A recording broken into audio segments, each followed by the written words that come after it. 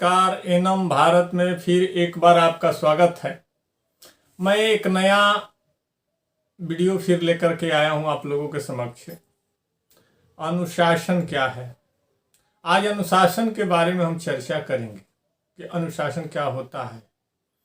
अनुशासन जो होता है आपको बता दें कि एक जिम्मेदारी पूर्ण जीवन होता है जो हम अपने ऊपर उसको ढालते हैं और अनुशासन के द्वारा सभी काम समय के द्वारा करते हैं, वही अनुशासन है।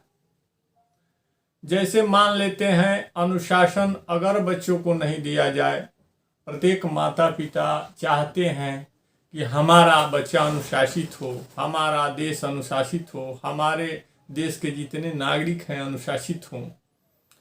बच्चों पे ही ले लेते हैं। बच्चे को मारना पीटना एक बेवकूफ़ी भरा है। उन लोगों को क्या करना है नहीं करना है वो समय समय पर अगर बतलाया जाए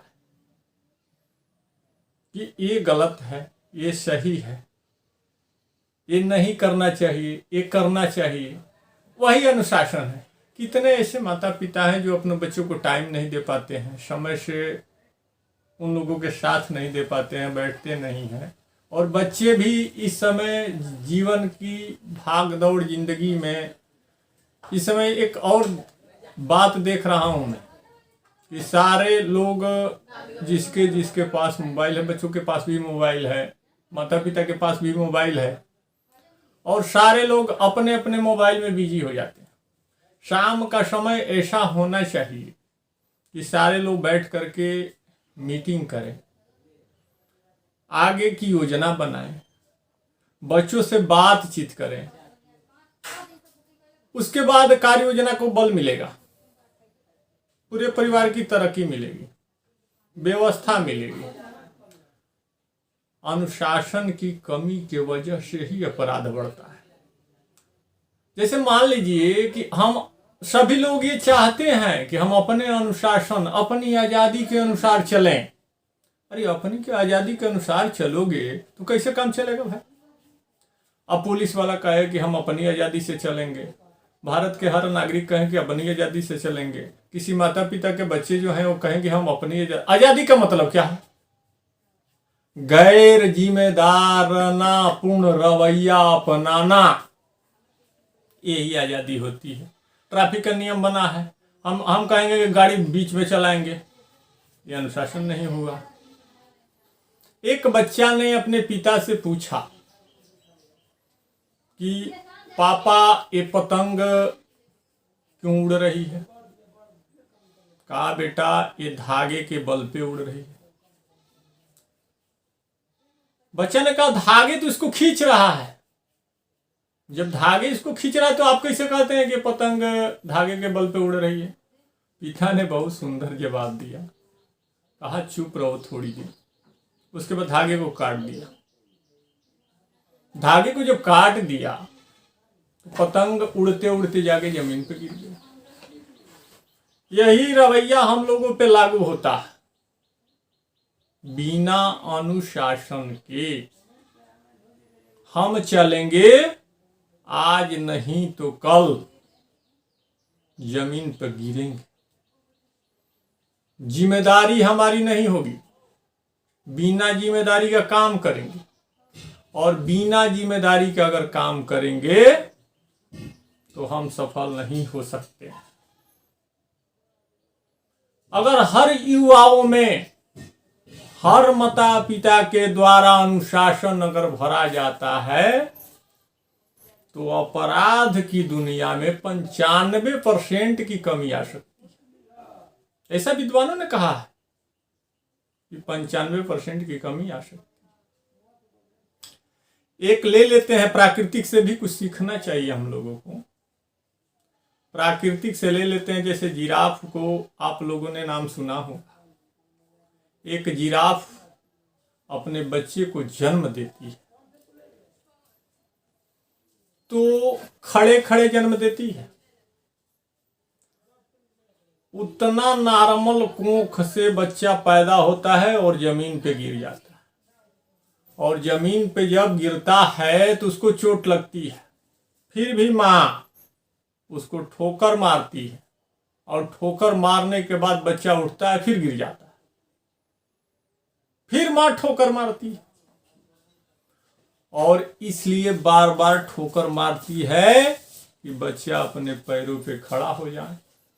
और जब बच्चा अपने पैरों पे खड़ा हो जाता है, उस माँ को बिल्कुल जानकारी होती है कि अगर मैं अपने बच्चे को ठोकर नहीं मारूंगी और वो अपने पैरों पे खड़ा नहीं होगा तो कोई नरभक्षी, मांसभक्षी जानवर उसको खा जाएंगे। और जब अपने पैर पे खड़ा हो जाएगा तो वो भाग सकता है मेरे साथ। ये बताइए कि बच्चों से अनुशासन देने से प्यार भरी जिंदगी मिल सकती है।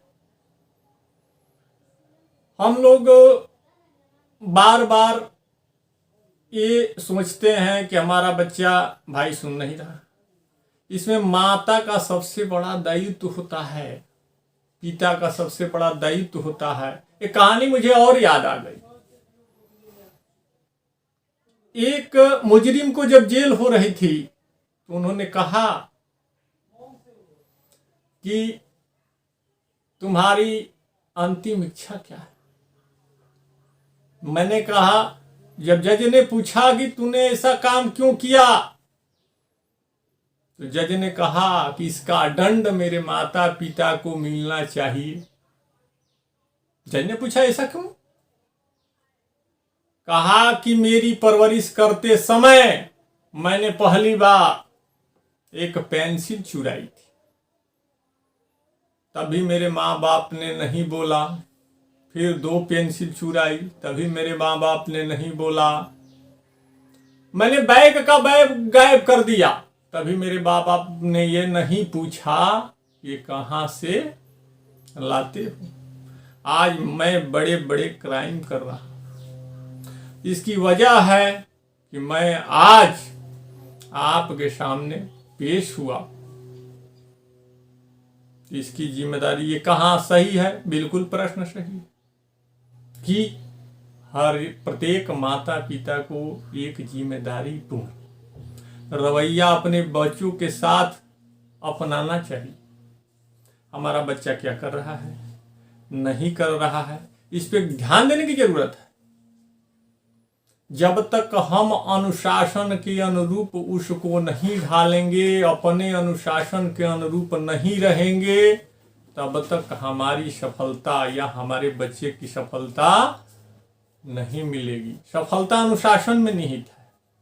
सरकार शासन बनाती है, अनुशासन बनाती है, उसमें नागरिक रहते हैं। कहीं मारपीट हो जाए, अनुशासन नहीं, सब अपने मन से चलने लगेंगे। अनुशासन नहीं रहेगा, क्राइम और बढ़ेगा।